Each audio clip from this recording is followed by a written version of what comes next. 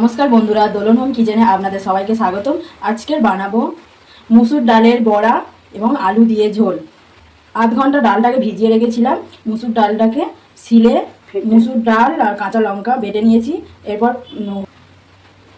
হলুদ দিয়ে দিলাম, নুন দিয়ে দিলাম, রাখা পেঁয়াজগুলো দিয়ে দিলাম, এটাকে ফাটিয়ে নিলাম। সরষের তেল দিয়ে দিলাম। তেলটা তেতে গেলে কমিয়ে দিয়ে তারপর বড়াগুলো ভেজে নেব। বড়াগুলো এবার এক পিঠ উল্টে নেব।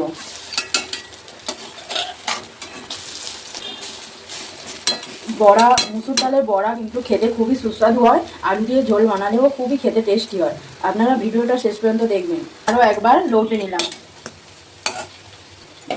বড়া ভাজা হয়ে গেছে, আমি তুলে নিলাম একটা পাত্রে। এইভাবে বাকি বড়াগুলোও ভেজে নিলাম। আলুটা ভেজে নেব। পরিমাণ মতো নুন দিয়ে দিলাম। হালকা ভাজা ভাজা হয়ে এসছে আলু। এরপর কেটে রাখা পেঁয়াজগুলো দিয়ে দিলাম। পেঁয়াজ আলু ভাজা ভাজা হয়ে গেছে। এর মধ্যে হলুদ গুঁড়ো দিয়ে দিলাম, অল্প পরিমাণে লঙ্কা গুঁড়ো দিলাম। আপনারা আপনাদের ঝাল মতন জিরে গুঁড়ো, ধনে গুঁড়ো দিয়ে ভালো করে কষিয়ে নেব। অল্প একটু জল দিয়ে নেড়ে নেব। কষানো হয়ে গেছে, জল দিয়ে দিলাম পরিমাণ মতো।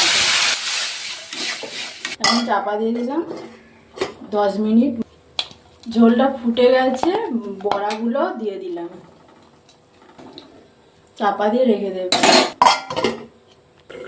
10 মিনিট পর বড়ার ঝোল আমাদের হয়ে গেছে।